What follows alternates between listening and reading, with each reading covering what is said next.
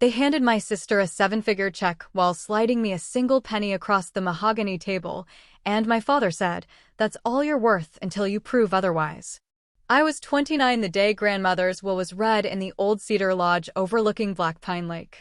The lawyer's voice faded into background noise the moment my parents laughed, a bright, brittle sound I'd heard my entire life whenever Elena won something and I didn't. Elena smiled graciously, already rehearsing gratitude. My mother brushed imaginary lint from her sleeve and added, "Clara's always been practical. She'll be fine." Translation: I didn't count. Only one envelope remained unopened on the table. The lawyer cleared his throat.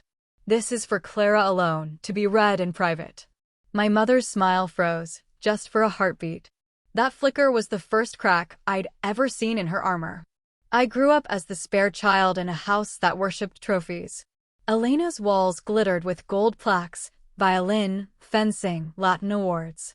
My single honorable mention ribbon from the regional robotics fair vanished from the mantel the same week it appeared. Dad called it decluttering. I called it erasure. The only person who ever looked at me like I mattered was grandmother Evelyn. She kept a weathered cabin cruiser on Black Pine Lake and a pair of ancient oars carved with her initials. Every summer she'd hand me the left one, the one that took more strength, and say, "The water doesn't care who's loudest. It only carries who rows straight." We'd drift for hours while she taught me to read the lake's moods, the way ripples betray hidden currents, the way silence can be heavier than shouting. She never asked why I rarely spoke at home. She already knew. The morning after the will reading, my parents descended on the lodge like appraisers. Dad flipped through investment portfolios while Mom cataloged antiques, humming. Elena trailed behind, clutching a coffee she didn't drink. They spoke of streamlining the estate and reasonable distributions. I stood at the window watching frost drip from the eaves, clutching the sealed envelope and a brass key I hadn't shown them yet. Mom noticed the key in my fist. "What's that, darling?" "Something private," I said. The word private landed like a slap. She changed the subject. I left before lunch, drove to the tiny harbor and grandmother always used when the lodge felt too big. Old Marco at the desk recognized me, handed over the key to room 7 without questions. Inside, I opened the envelope. One sheet of heavy cream paper. Grandmother's spided handwriting. "Begin where the ledger lied. The cabin keeps the receipts." Below that, a string of numbers and a second, smaller key taped to the page. I knew the ledger she meant, the leather-bound one locked in the boathouse safe. I'd watched her update it every August, muttering about cooking the books the other way. I was 12 then. I thought it was a joke. That night I waited until the lodge lights dimmed. My family was asleep, certain tomorrow they'd divvy up the empire. I slipped down the path to the boathouse, moonlight slicing silver across the water. The safe opened on the first try. Inside, decades of records, transfers disguised as consulting fees, signatures in my father's neat slant, round numbers just under reporting thresholds. A flash drive labeled simply insurance.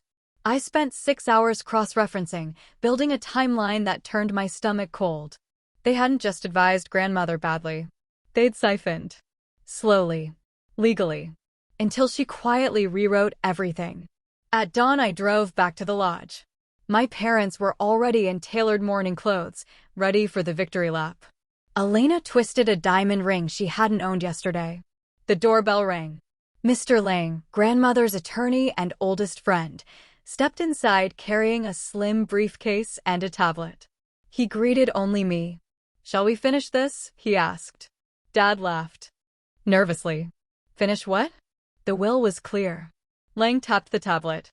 Grandmother's voice filled the room, recorded months before her stroke. "If you're hearing this, Clara has found the truth I hid in plain sight." Everything else was theater. The screen lit up with security footage, my parents in the boathouse weeks ago, laughing as they shredded old files. Then spreadsheets. Then bank records. Dad's initials everywhere. Mom went white. "This is blackmail." "No," Lang said gently. "This is consequence." He slid revised trust documents across the table. My parents kept the house in the city and their cars. Elena kept her inheritance intact. Everything else, the foundation, the lake properties, the voting shares, passed to me outright. Any legal challenge triggered a clause donating the entire estate to medical research. Grandmother had planned every move. Dad opened his mouth, closed it. For the first time in my life, he had nothing to say. I placed the brass key on the table between us. It spun once and stopped pointing at my mother like an arrow. She flinched as if I'd shouted. Lang gathered his papers. Clara will let you know if she needs anything further. They left within the hour. No slammed doors, just the quiet click of expensive luggage wheels on gravel. I stayed on the dock until sunset, feet dangling above black water that finally looked like it belonged to me. The oars leaned against the railing, waiting. For the first time, the silence didn't feel like punishment. It felt like the lake exhaling. Some inheritances aren't written in wills. Some are carved into the grain of an old oar and handed to the child quiet enough to hear the truth beneath the noise. I picked up the left oar, the heavier one, and carried it down to the boat. The water opened ahead of me, dark and honest and wide. Tonight, I rose straight.